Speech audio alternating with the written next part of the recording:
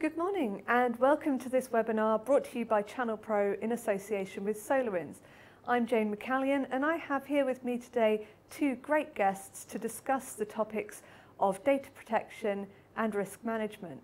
More important than ever with the rise of GDPR and big news hacks such as TalkTalk and Yahoo. Before we get underway, however, just a spot of housekeeping.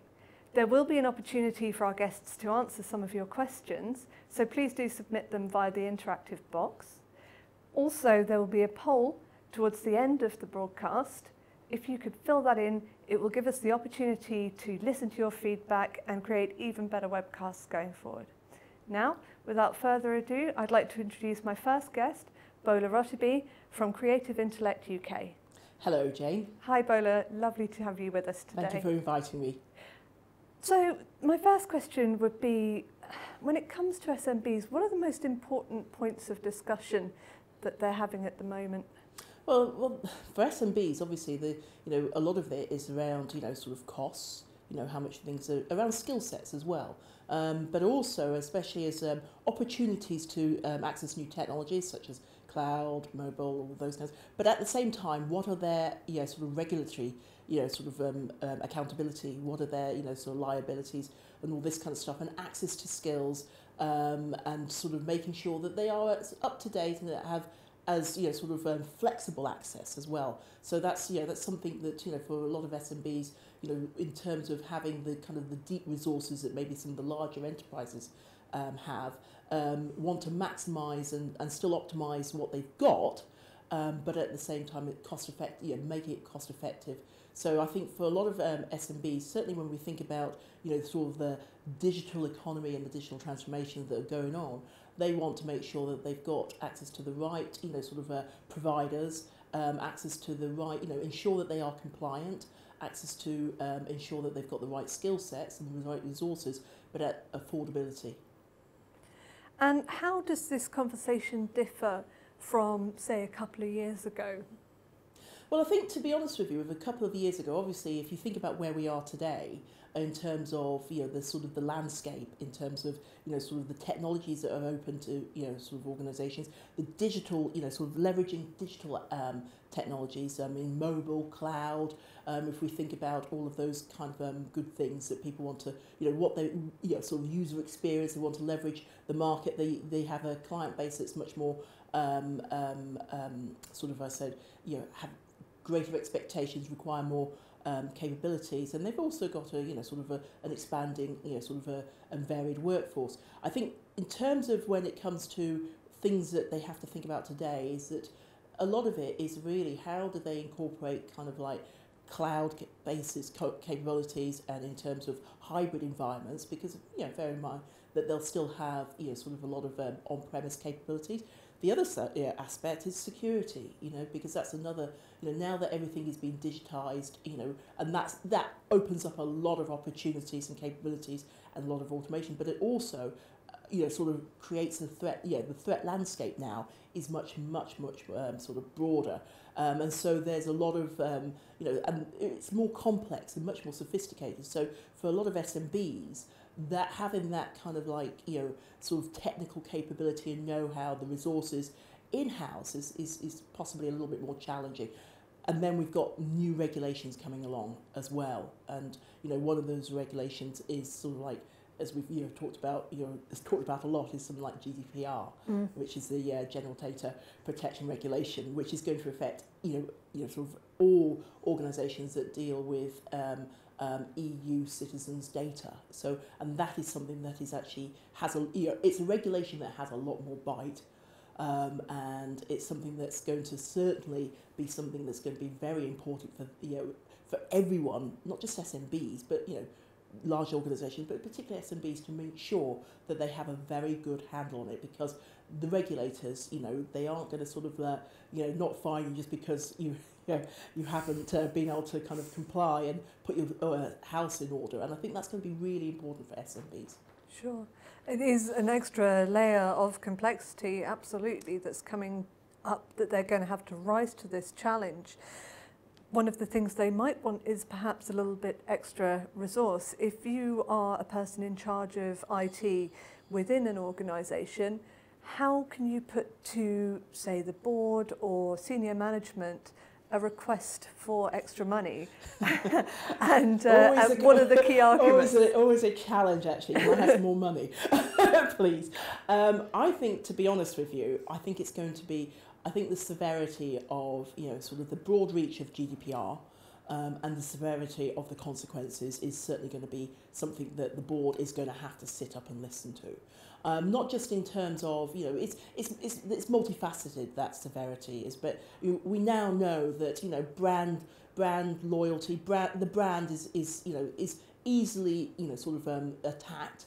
And if that, comes into kind of play, that has lots of implications, both long term. But the other thing as well is that regulation has there's a lot more requirement, more onus on the board, and I stress the board, to have a better understanding of what their data is, what is in scope for GDPR, and that means in terms of the personal identification data, and I think the thing is that if they don't get it right, in terms of being able to prove to the regulators, in terms of that they have put in place the right tools and the right security measures to ensure that they can sort of guarantee the privacy of that data, whether it's in transit, whether it's in sort of data in motion, data at rest, or in storage, then they're going to come and get very serious fines. And we're not talking kind of like small amounts of fines. We're talking quite sizable ones that could actually put the business out. Take the business out, put them out of business. And I think that is something that it's not just purely about security, which is actually really fundamental. It's about understanding the data and understanding whether you're going to be in compliant. And so it's much more onus and much more accountability to the board. So they can't just kind of like pay lip service to this, because but it gives a lot of opportunities as well. I think people also really kind of tell their board is that it's not just a fear factor, although actually they've got to get their house in order, and they've got till May 2018, so it's not something that they can start tomorrow, sort of like at the end of 2017. They need to start now. But actually the opportunities, where if you actually have a better understanding of data, you have better control, you can actually leverage that to get sort of, get further revenue returns, get better insights, get much more engagement with your end user clients, your employees. You actually make the data work for you. And when we think about the digital economy today, it is all about data is the new currency, it's the new value, it's the new differentiator. And being able to handle that and being able to be flexible about it and to have really good controls about it is actually should be seen as a business opportunity, not a fear factor. That's brilliant. That's some great insight, Bola. And I'd like to introduce my second guest. This is Ian Trent from Solarwinds. Ian, thank you very much for joining us today. My pleasure to be here. I was wondering if you could, in 1 minute, tell us about Solarwinds, so who you are and what you do. Sure. So Solarwinds is a large multinational corporation in about 150 different markets. My passion, I would say, is looking after what's called managed service providers, MSPs, IT providers, and we provide a SaaS tool set to help them basically do IT and IT security for their customers. And what are you hearing from your customers in terms of SMB, the people who are right at the coalface on the front line, about the security challenges that they are facing? Sure. The SMB market right now is really an interesting place to be. It's transitioning from having an IT guy to having a trusted advisor when it comes to security, risk, and also the functional aspects of IT. And as we talked about our initial introduction, back 5-6 years ago, we talked about hardware and software and keeping things up to date. Now really the conversation is becoming about how do I protect the data from the bad guys? How do I position security as a return on investment as opposed to just an expense? And how do I maintain compliance with new regulations that are coming down and best practices in the industry? So I think there's two things going on in SMB. One, confusion and possibly fear. And two, huge opportunity for those managed service providers and IT providers to move in and present services to the market that are easily consumable by SMB. Could you give us a bit more information about the opportunity that exists here for SMBs, for MSPs rather, to become a trusted partner for SMBs in going forward with security? Sure. So SMBs in the last 2 or 3 years have been primarily victimized by one attack vector, the ransomware epidemic. And as a result of that, MSPs moving into that marketplace are really talking about building business resiliency and providing those services. So that's not just backup, but it's also a recovery and an ability to get that business back off the mat if it comes under the attack of cyber criminals, and essentially build that business into something that can withstand what the cyber criminals are throwing at that business. In a lot of cases, there's an IT resource at those small, medium businesses who's really out of depth in terms of warding off the security threat. And even the discussion about risk is something that you kind of have to have more of a broader perspective than, you know, just being in that business. So MSPs have two opportunities. One is the whole outsource deal, where IT is basically their responsibility. And, you know, when we talked about regulation, there's going to be quite a issue with, you know, liability and that kind of thing. However, what we're seeing is opportunities for partnership, where the MSP comes in with specialized services like pen testing or audit or those kind of services, and says, okay, we want to partner with your business and we'll look after these things, and we'll have the MSP look after, you know, these things because they might be more experienced, have a better tool set and those kind of things. Sure. That's also some really interesting insight that you've got there, Ian. I was wondering, with Solarwinds, what kind of answers can you provide as a business, as a service provider, to these challenges that are being faced by small and medium businesses? Sure. About 7 years ago, the managed service industry really took off in the UK. And the UK market is at the tip of the spear in terms of cybersecurity. You know, we just heard about the big investment in cybersecurity from the Chancellor of the Exchequer. But more importantly, as the market matures, the services have to change in accordance. You mentioned cloud and mobility. Those are huge areas where MSPs have an opportunity to either facilitate a business's move to the cloud or sustain them in the cloud and on the mobile platform. So Solarwinds is building the tool sets that MSPs and IT providers need in order to do that. We started off really about monitoring to make sure that the systems are up and running. And over the last 2 or 3 years, we've morphed both the Enable platform and what used to be called the Max platform, which is the SaaS offering. We've morphed into a tool set that allows MSPs and IT providers to deliver the various compliance technologies that business needs. Now, we're not in the business of writing IT security policies or that kind of thing, but that's a gap where MSPs can come in and say, hey, for instance, the UK government made all these templates available for your business. And, you know, as you pointed out with the GDPR, you need to have a privacy policy. So the MSP now has an advisory role to that customer. They also have the technological tool set to ward off the bad guys, detect that the bad guys are there, and then help that business recover from a bad guy's attack. But there's really more to it now because there's a lot of documentation that's required. And what we talk about when we talk about managing data risk, we have to find the data in the environment, and it can be distributed all sorts of different places. We have to make sure that the adequate protections are in place for that particular data. And more importantly, we have to make sure that we're doing everything we can to document and mitigate the vulnerability that data has to the business. And that's probably the big tool that Solarwinds brought to the table. We call it risk intelligence. And we've integrated into our on-premise platform, of which there's about 5,000 users. And then we've also integrated into our SaaS cloud platform, which has about 17,000 users. So we've got a big chunk of the market, and we're really here to help MSPs figure out, you know, what kind of data the customer has, what kind of risk does it prevent, and demonstrate their value by mitigating that risk. Sure. And Bola, I'd like to bring you back in for a slightly wider discussion. And this question is open to both of you.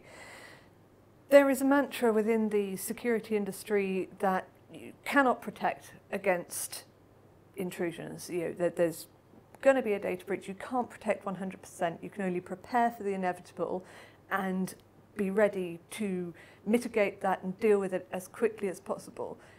Do you agree with that point? And if so, kind of what ways can small and medium businesses help themselves to deal with that? I mean, certainly, absolutely, totally. I mean, I think we've now we've kind of moved from the sort of like, well, we'll just protect the perimeter wall and that's it and we'll all be okay, to realising that actually we are going to be breached, you are going to be breached. The thing that is actually quite important is how fast you can find out whether you have been breached, the kind of infiltration. Because if we hear in the news, and there's lots of data around it, that it could take some anywhere between up to 100, 200 days before... Or 2 years. Oh, 2 years, exactly, yeah. Before someone finds it. And what, in that time, all of that data has been kind of like, all the information has been sort of bleeding out the company, and possibly out the country, and sort of been waiting there for someone to do some bad stuff. So I think the thing is that, look, just accept the fact that you will be breached. There will be some sort of hack or some sort of attack being sort of placed on your your systems. The key thing is to find find it, put in place systems so that you can find it fairly quickly. And that goes back to what Ian was saying, is that you've got to be able to monitor things, You've got to be able to understand what it is, what that data means to your organisation, and all that kind of thing, because then you can actually assess what the kind of risks and what you can actually do to then, the various risk levels and what else you must do to ensure that, your risk is mitigated. So I think the fact is, absolutely, we talk about infiltration and then we talk about kind of exfiltration, looking at how the data then leaves the organisation. And that also could be kind of like normal ways of friendly leaving, in terms of when people are in partnership or collaborating together. But, you want to make sure that that is a safe way, and that is actually, in accordance to what you're expecting. So I think a lot of things now is to sort of look at anomalies, when, what does good look like, what does bad look like, all of those kind of things. So there's a lot more intelligence that is required now, and that, I think that is something that is actually kind of like, I think, a kind of bedrock of the kind of things that, sort of data management today. Yeah, I mean, I got to echo, and it's nice to have a kindred spirit that is sitting sort of at the same area. Like, we've been talking about layered security as a business model to provide, detective, reactive, and proactive security. What we've seen is the evolution of the cyber threat. We've seen, just yesterday was announced an Atom vulnerability in Windows, which is essentially a zero-day attack on Windows that allows code injection into whitelisted processes. So that should make everybody feel uncomfortable with, Windows boxes that can't be patched or updated that are facing the internet. The reality is, though, and to echo some of the greats in the industry like Bruce Schneier, we have to get good at detecting that stuff is unauthorized and is going on or coming out of the business. So the assumption is, we used to put up, like you said, the moat and the firewall, and, pray that we didn't come under attack. Now it's essential that everybody's under attack. So what we have to do is detect, how bad that attack is, and then restore normal business services as quickly as possible. I think there's another aspect to it as well. Documentation becomes really important if a breach leads to a regulatory investigation, and the regulatory investigation finds you liable in some way, and then a fine is assessed, I tend to think that the more documentation that you have that says, we tried really hard, and here's our stack of stuff, and we got attacked by a foreign nation state for real, not making that up, and it was a zero-day attack for real, not making that up, then guess what? I think regulatory bodies and stuff like that would tend to look at that as a circumstance that, could be mitigated because you actually tried. Where I think businesses are going to get into real trouble is when they go with the risk approach of, we're fine until we get caught. And then I think it'll be extraordinary. TalkTalk's a great example. Fined 400,000 British pounds for not having essentially a web application firewall and getting hacked by a 14-year-old running SQL map. Okay, that was egregious. They found that was the case. They wrote a beautiful report saying, you know, how not to lose $400,000 pounds. Now bring in the GDPR, and it's what, 4% of global revenue. Yeah. I mean, swallow that. All of a sudden, my God, right? It's Armageddon for a lot of businesses. And shareholders are going to be really. Shareholders are outraged. Yeah, I mean, look at the effect on the price of what Yahoo and Verizon. Exactly. Right, $1 billion off the top, like $1 billion discount because of the breach. Well, exactly. And to be honest with you, I mean, this is what I'm saying, that regulations like GDPR are going to come in, and you don't really have an excuse anymore. No. And to be honest with you, I mean, in a kind of way, when Ian was saying that you've got to have those tools to kind of look at the, you know, you've got to be able to prove to the to the compliance and the regulators that you are compliant. You've done everything, and it does mean that you are going to have the security is no longer going to be a lip service, right? Insight is no longer going to be a lip service. You know, you can't just go around going, oh, no, blinkers, and basically saying, oh, I didn't know that, actually, because now it's not going to just be down at the bottom, at the coal face, it's going to be right at the top, at the board. And that is going to be really, really crucial, is the fact that everyone has got to be accountable and is going to be accountable, and there's regulation coming in to say you are going to be accountable for this. And there's regulation already in effect, like PCI DSS. If you look at that standard, it says you need to have a user awareness training program. And so as a board member, you should be asking the question, does our organization have a user awareness training program? It doesn't have to be elaborate. It doesn't have to have its own office. It doesn't have to be the Office of User Awareness Training. It needs to be some sort of, you know, video or email or learning objective-oriented education, so that when the regulator comes investigating the breach, you can go, yep, we have one, and yep, every year everybody is, you know, signing off on it. And does it pay kind of lip service to security? Yes, but it's moving the bar up incrementally. Absolutely. It's not about, you know, can we be compliant 100% of the time. It's really about, are we doing the best that we can, and are we showing the necessary due diligence? Exactly. And are we asking the right questions, both of ourselves as an organisation, but also of our partners and our suppliers? Because if we're, you know, if we're asking the right questions, then it allows the partners and the suppliers to say, well, okay, here's what we've got in place. And then you've got a kind of like audit trail, and that makes it a lot easier for everyone to say, well, actually, we've done the right thing. We can't necessarily draw up the drawbridge, you know, and things are going to, bad things may happen. But guess what? We'll be a lot faster in finding it. We'll also be able to show where it went wrong and how we can mitigate against it. And so I want to circle that back to the MSP space, because this is where MSPs can really win, right? They can come in and say, we have some template policies for you. We have a vulnerability management program that we are using at our other customers. We have, you know, desktop antivirus, malware defenses. You know, we're going to lock down your user account controls. We're going to build good firewall rules. We're going to all do this all as a package, so that if the worst happens to a business, the business can point at the MSP and say, they have all the documentation I need. They have all of the things in place, and they've really been doing the due diligence upon my behalf.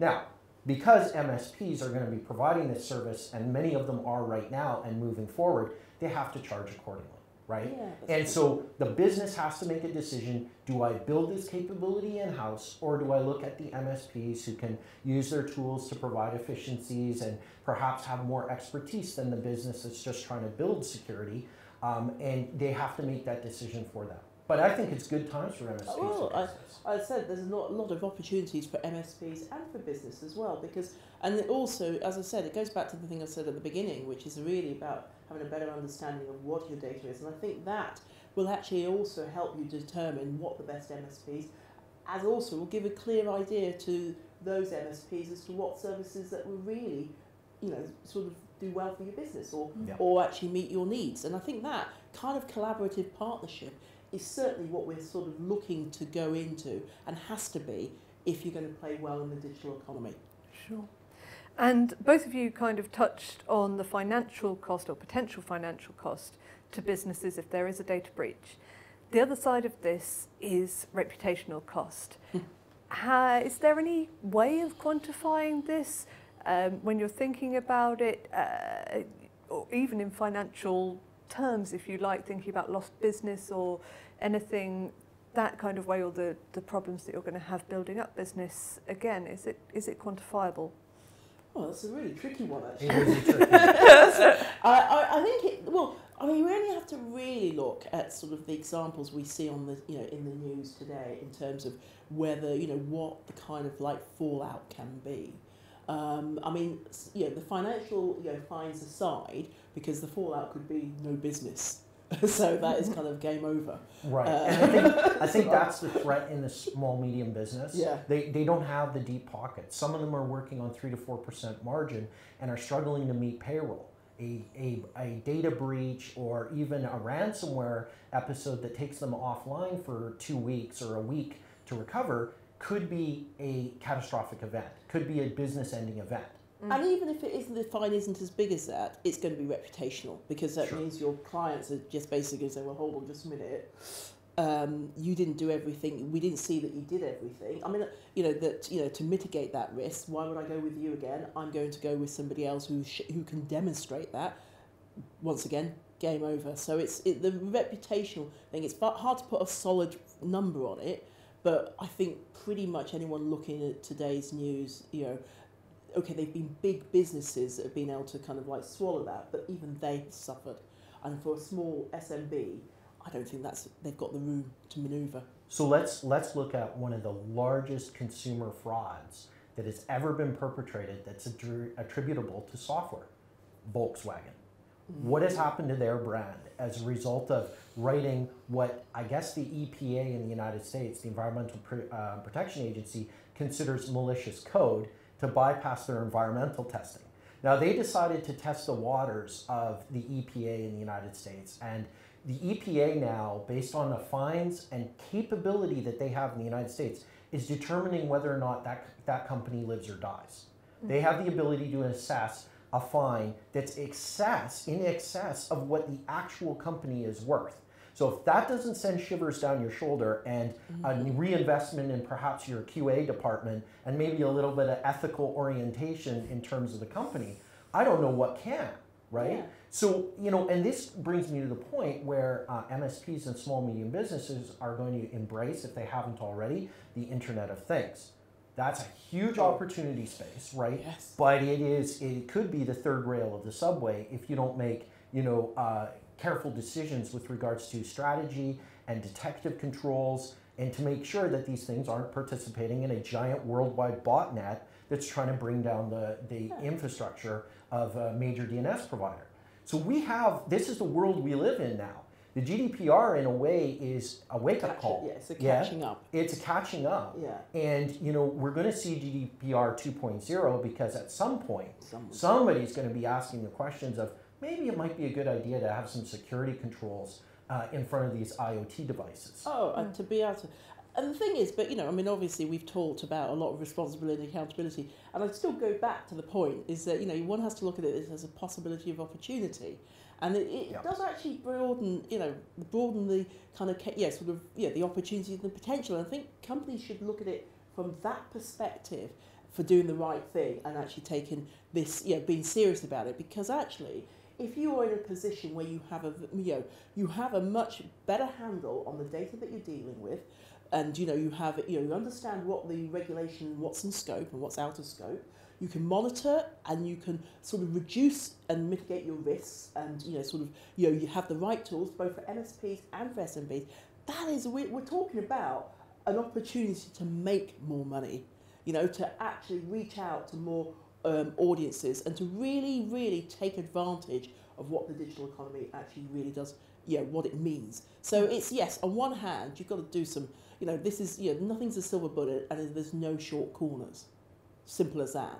But the actual return, it could be incredible. And I think that is market share. Yeah, it really is. And I think that's the message that SMBs should be taken away, for them. Yeah. Sure. That's really good, both of you. I want to open it up now to some of the questions from our audience. The first one is actually our fault for falling into jargon. SMB viewers is small and medium business, also known as SME in other circles. So that's what we've been talking about with SMBs. This is from Roy Castleman at Prozyme Limited. I'm very sorry if I just mispronounced that. Given that every company carries their own staff data, does the GDPR affect every company? Yes. So right now, no, it doesn't, yeah. GDPR isn't in effect. Mm-hmm. When it goes into effect, if you have a European customer, which you most likely do, especially if you're in the UK, it will affect it. So even if your business is in the United States, for instance, and you have an EU customer, the GDPR is in effect for you. Due to the uncertainty or certainty of Brexit, it is likely that there will be mirrored legislation to the GDPR in the UK, and that the Office of the ICO, or if it will have to evolve into the GDPR mirrored legislation, office. So the best piece of advice that I can give is that prepare for it, because yes, your business will probably 99.9% of the chance that you will be affected by that legislation. And it's also the kind of like what is classified as personal identified information, PII, which is, and if you hold staff data beyond just their name and their emails, and you've got, other kind of personal identifiable information. Banking information. Banking payroll, information, all of that is going to be covered. And if they're, within the EU, economic trading side of things, so that, and if you're also dealing with customers as well who are based in the EU, so in a kind of way, you are going to be affected if either your organisation is based here or it is dealing with, with customers, suppliers, or employees based here. Yep. So yes. Brilliant. And this is definitely one for you, Ian. I have got a question from Victor Mina from Vodacom. And could you give us a quick summary of what an MSP is? Okay, so a managed service provider is basically an outsourced IT. So there's many businesses that don't have the capacity for doing their own IT. So MSPs sweep in and do everything from manage the infrastructure, build new infrastructure, upgrade infrastructure. But more to the point, they're starting to evolve into that trusted advisor role. So that the hope is that when you need to make a business decision, you pick up the phone, you call your MSP and say, we're thinking about getting IP cameras. What brands do you recommend, and can you install them for us safely? Rather than going down to Malpin's, taking something, implementing it yourself, and going, why doesn't this bloody thing work? So that's really, the role of an MSP, is to help businesses make good decisions and support the IT infrastructure. And next question is, what are the main steps that businesses need to address where GDPR is concerned? Oh, that's a good one. Well, it's always the first thing, I guess, is to kind of like, first of all, look at your data, look at what it is that you're holding. Try to get a good understanding of what that is. And I think a lot of people will tell you that. I mean, there's first of all, you've got to do a bare level of assessment.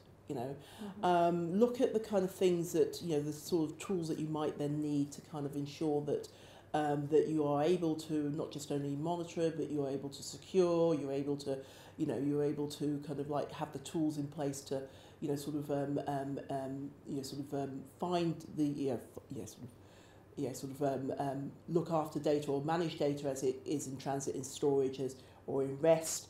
All of those kind of things, as well as also then looking at the policies that you might have to put into place in terms of how you might then deal or handle a breach, sort of how you investigate a breach, and then how you then also, demonstrate that articulate what has happened and how you record that. So there are things that you can sort of do, but I think the first thing is to kind of do a proper assessment of what data you've got, and then look at what you're monitoring as well, actually, because I think that's because a lot of companies already got some level of monitoring capability, and then seeing where the gaps are, sort of doing a gap analysis.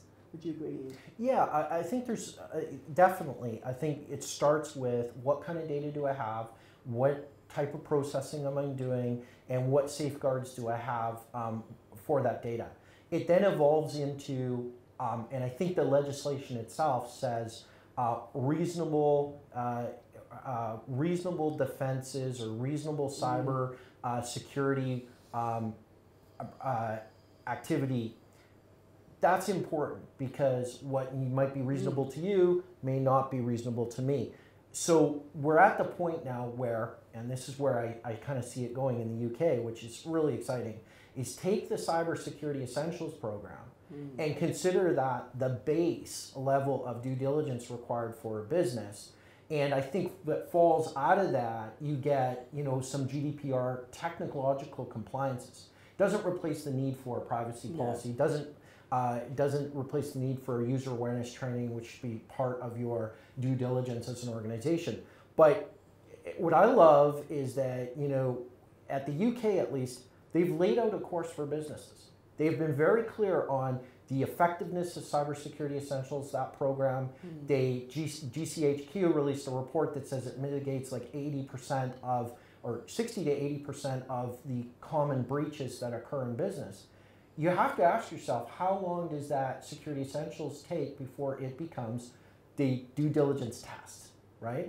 And we see this evolving because the state of California Attorney General released a report on data breach in California, and they suggested for the first time anywhere on the planet that the SANS 20 security controls were the critical controls for information that exhibit due diligence. So I see it happening slowly but surely because the government, at least in the UK, has been very responsive. A lot of money coming. They've just announced a £1.9 billion pounds investment over the next 5 years, which I think is, pretty much, the kind of, the kind of things that we need to see from certainly at a national level and at a government level, the kind of investment that they're putting, the backing that they're putting. So they're basically saying, and I think from what they said, it's all about, I think it was detect, defend, deter, and develop. So they've already put a criteria in there to actually talk about how, as a nation, certainly for the UK, they're going to up the stakes, and they're going to expect this not just from, they're going to expect participation from all those organisations, from from SMBs, from large enterprises, from any organisations, from suppliers. This is going to be sort of a collaborative side, but they at least are putting in the framework of investment and sort of the push that is often needed. So I think it's really it's exciting times. It's hugely exciting, and I think there's a couple things.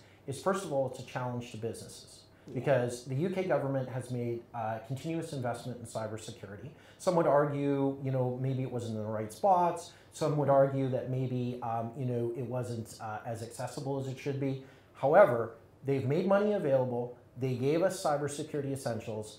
So at some point, we giveth and we taketh back. They expect that British IT companies, British organizations adopt what they're telling you to adopt. They're giving you the money to do that. They're creating an industry to help do that.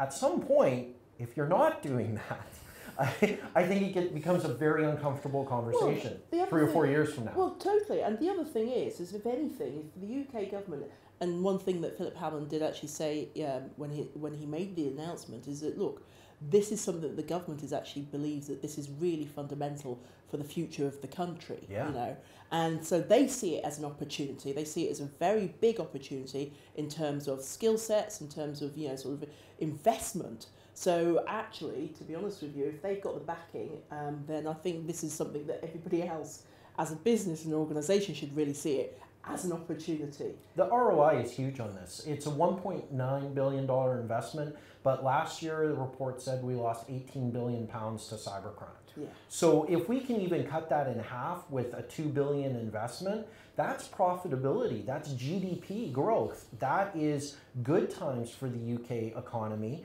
because the money is being invested in the right place. Yeah, absolutely. Following on from that, actually, we have a question from Ian Ross at 7 Business Solutions. He would like to know where the government-provided templates that we've mentioned can be found. Oh. Sure. There's if you do a Google for UK cybersecurity essentials, it'll take you to a UK government page, and on that government page, there's a number of PDFs and something called the 10-step guide. The 10-step guide basically is a step-by-step, how do I implement the security essentials in my business? Keep in mind there's 2 levels. There's the basic, and then there's the advanced, the audit one, the one that a lot of MSPs go-to-market strategy is to implement the basic and then help you achieve an audit status. And that's required if you're in a regulated industry or if you're doing business with Her Majesty's government.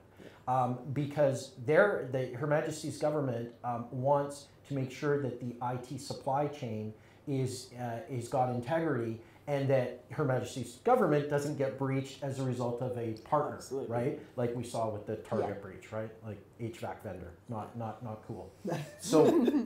So yeah, it's right there on the website. It's very consumable, and it's written from the perspective of business as well. It's not techno language. No, and yes, that's it. Yeah. And there's a number of other agencies that they're pushing out. Certainly the cybersecurity agency that is there. So there's a lot of documentation out there, and so I think there is a lot out there on the government's website. Yeah, and anecdotally, I have myself also heard that it is quite clear language, fairly easy to follow. Absolutely, I think they're very, very keen to make sure that this is kind of like consumable for the layman. Let alone for sort of the organisation. And I mean, even though it'll say something like you should protect your network with a firewall, it doesn't go into the specifics about what kind of rule set you need in your firewall. That's where you turn to your IT provider, your MSP, that says, you know what, maybe we should write some firewall rules to lock down your infrastructure a little bit. And that's where the partnership, I think, comes with industry.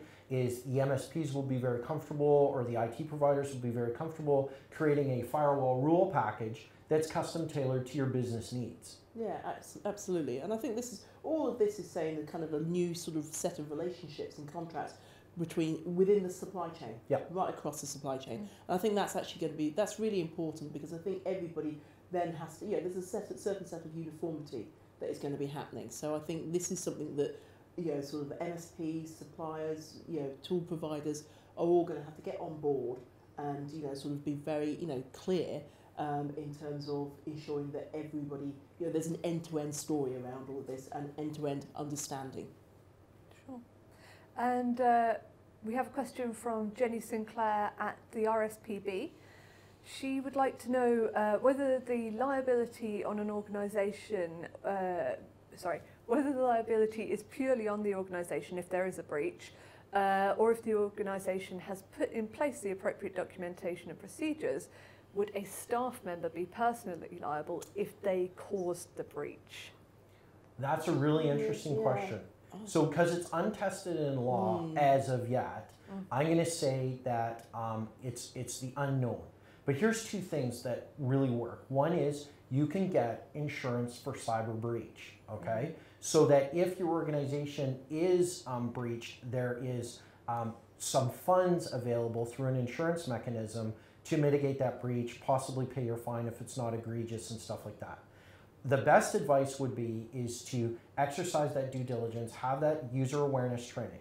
At some point, some employee may leave a laptop on a train. It's the organization's asset. The data is the organization's. So I tend to think that personal prosecution would be incredibly rare under any sort of legislation, except maybe criminal or a situation where there is malice involved. Right? Exactly. I think we can only kind of go from what other regulations, sort of as a kind of template. But as we say, it's still untested, and I'm sure when it comes into place, it won't be long before it does become tested, and then we'll know the industry will know better. So, and I think to that point, it's coming to the point now where disk encryption for mobile devices is readily available. Yeah. So in my mind, every time I hear about an unencrypted laptop or an unencrypted USB stick that has gotten into the clear, the capability exists in the operating system to do it. You just have to do a little bit of research and turn it on. And so now we have an argument that says if it's included as a free option, and yet it has not been implemented by the IT department or MSP, well, maybe the canon of shame needs to be turned on those individuals, right? Exactly. And not the user that accidentally left it on the tube or something like that. But the question I would ask is, in this day and age, with a modern operating system, with the feature readily available, why the hell hasn't it been, Exactly. You can't, once again, you can't just abdicate the responsibility and sort of like pinpoint it down to this blame thing. This is something that now everybody has to kind of have that visibility, because there's a lot of things now that is done at the tool level, at the hardware level. To be fair to a lot of the suppliers, there's been a lot of things that have been brought back into the hardware. So it's really about sort of enabling that, and I think once again it's about having that awareness though, because that's the an onus on both the suppliers to tell this is what we can do. Yeah. Here you got to take advantage of it. Our next question comes from Shabu Ramakrishnan at Virgin. They would like to know, are there MSPs who can help businesses write up a data policy? Yeah, absolutely. Yeah. Or counsel's office. There's a half a dozen different law firms specializing in those areas of privacy, data security. And again, the larger the organization, the more complex it's going to be with your myriad of subcontractors and things like that. The bottom line, though, is again, this is a journey. Yes, it right? is, yeah. And as long as you're sort of making, going forward, having regular meetings, trying to do the minimum standard, like get everybody to sign the computer usage policy at onboarding and things like that, you can make incremental gains here. This is not a hard thing to do. Yeah. I think though it's important to consult with your counsel on what are the ramifications of us not having one, what are the ramifications of us doing one, and what does that look like. And it goes back to your point as well, that MSPs are actually now starting to actually self-identify themselves as being able to provide a lot of this capabilities. And so it's really about, the organisations then asking those questions. And if you've got, a lot of organisations will already have relationships with certain MSPs already. So it's best to ask, start with the relationships that you have and then see what they have in place. And then read around as well, get support, because there are, there's going to be a lot of people out there trying to kind of help unpick a lot of these regulations like GDPR and things like that. So I think this is the kind of thing is right now is to kind of start doing some educational awareness.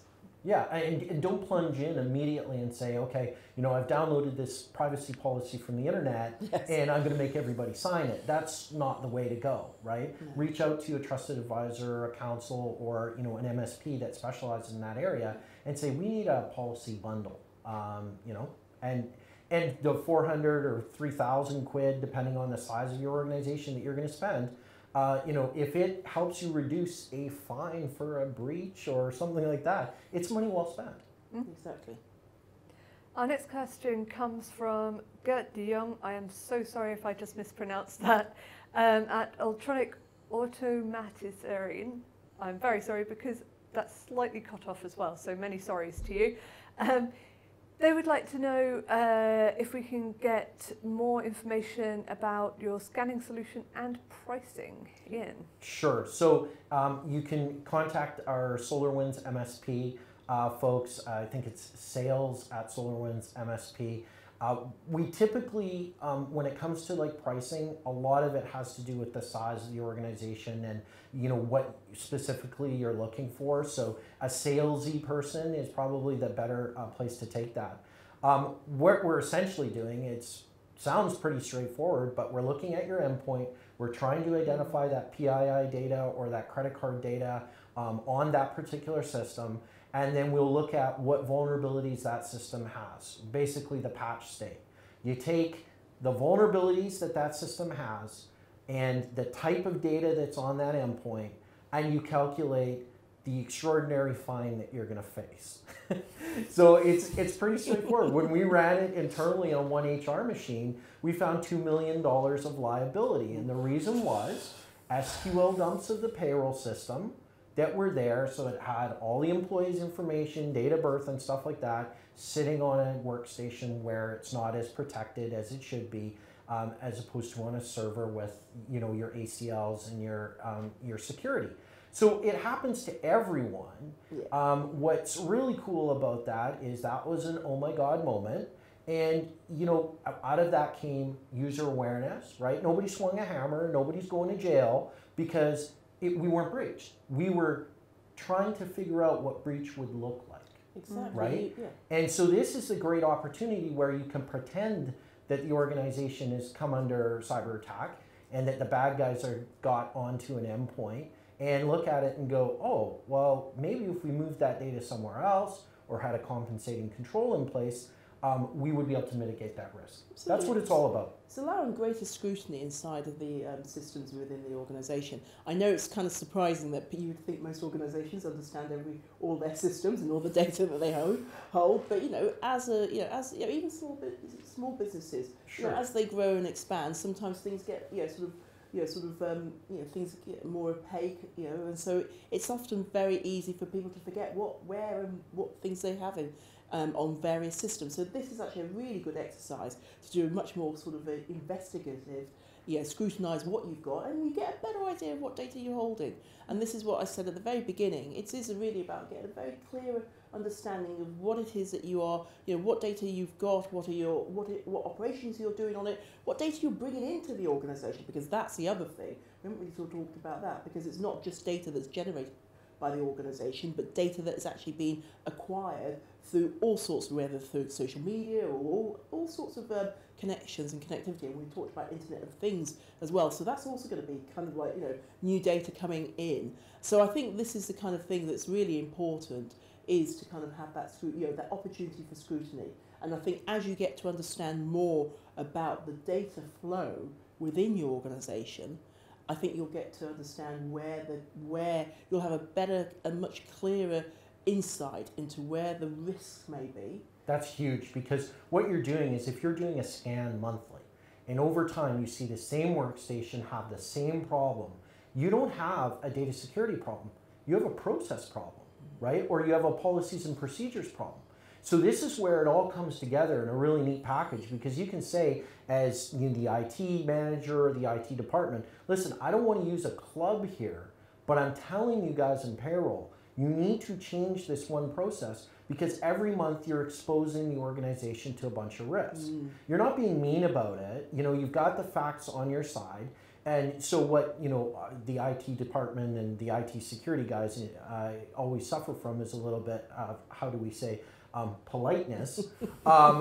So don't run it up the flagpole as being, the dire strait of the data situation. Look at it as, hey, I've identified a process that's introducing risk into the organization. I'd like to work with the managers to see if we can change this so we're not continually exposed. And that goes to your point, is that it's not about this one snapshot in time. It's about showing over and over again, so your commitment to, making sure that your customer data is safe, and even those data that those partners coming in, that partner data that's coming in, that you're doing your due diligence as well.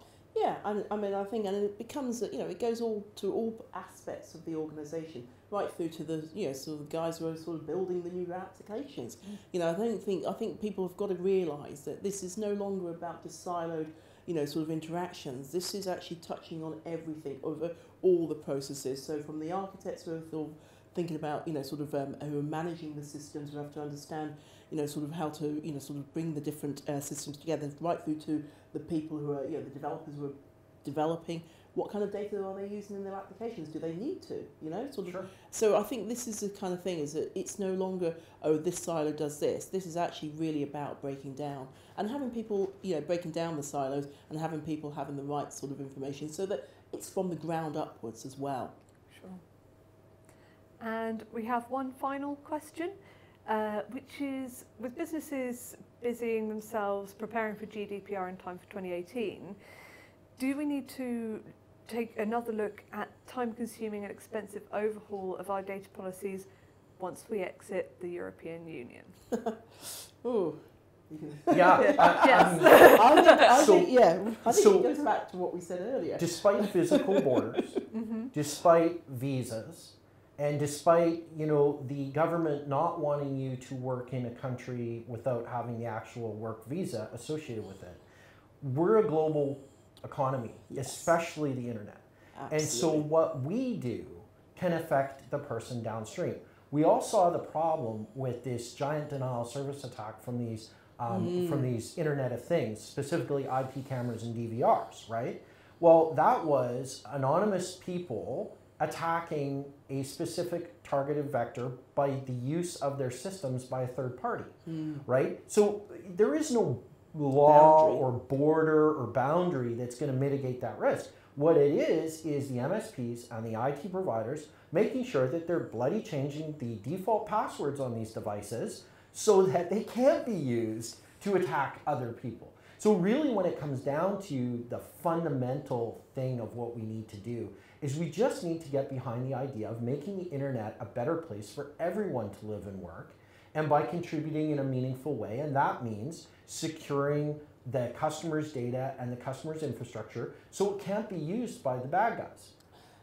And to be honest with you, and I think as we said before, right at the very beginning, especially with things like GDPR, is that it doesn't, you know, you don't have to be based in Europe. You could be any company or organisation anywhere in the globe, and if you're dealing with European data, you know, so even if the case of the UK leaves, you know, sort of the EU per se, in, you know, as or enacts Brexit, we still will be hopefully dealing with other organisations and other, you know, sort of nations who are inside the EU, so we will still be affected by that in the same way that the US, Australia, Canada, and all other global organisations are today, or will be. Look at GDPR as being the new best practices document with the added bonus of not getting a crippling fine if you do what they're telling you to do, right? That's kind of how I look at it. Yeah. It's what everybody wants. Brilliant. Well, thank you both. It's now time, no, it's not now time to turn to questions from the audience. We already did that. Thank you both. Thank you, audience. More questions. We would please like you to hang around just at the end of the broadcast. We will have a poll going out to you. Like I said, this will enable us to make better webcasts in the future, get some feedback on what you have learnt today, and hopefully answer your questions. Thank you again for tuning in. Goodbye. Thank you.